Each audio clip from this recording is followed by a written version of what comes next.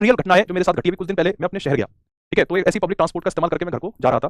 शाम का वक्त था, तो एक रिक्शे वाला, वो तो मतलब ठेला वाला होता है ना, रेडी जिसे कहते हैं, शाम का वक्त था, तो उसके ठेले पर मेरे ख्याल से 3-4 दर्जन केले रहे होंगे, और वो व्यक्ति अपने एक छोटे से बच्चे के साथ, जो लगभग 7-8 साल का होगा मैक्सिमम, राइट, वो उसके साथ जा रहा था, और गलती से वो ठेला एक कार से टकरा गया।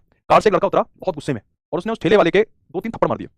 तब तक सब घटना नॉर्मल थी, ठीक है, मेरा भी ध्यान नहीं था, लेकिन वो थप्पड़ की आवाज इतनी तेज थी कि भाई मैं जिस व्हीकल में बैठा उससे मैंने बाहर निकल के देखा, तो उस सामने की घटना थी वो। तो वो व्यक्ति के 2-3 थप्पड़ लगे और वो गाली देता हुआ कार में बैठा और निकल गया। आसपास के लोगों ने बड़ी निंदा की कि देखो अमीर बाप का लड़का है ये सब, ठीक है।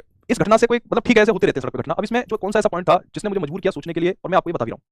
जब उस व्यक्ति के गाल पर थप्पड़ पड़े ना, तो उसके बगल में एक 7-8 साल का जो उसका बच्चा था, वो डर गया और सकपका गया, ठीक है।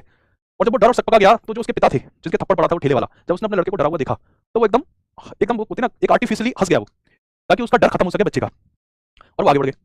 नॉर्मल घटना थी, लेकिन इस घटना ने मुझे सोचने पे, मैं जब घटना हुई तो मैंने ये सोचा कि हमारे पिताजी सुबह से लेकर शाम तक, हम सबके पिताजी, मेरे हों या आपके हों, है ना, हम भी मध्यम वर्गीय गरीब परिवार से निकले हैं, तो हम सबके पिताजी ने जीवन भर संघर्ष किया, और शाम को जब वो घर में घुसते हैं तो हंसते हुए चेहरे के साथ घुसते हैं ना।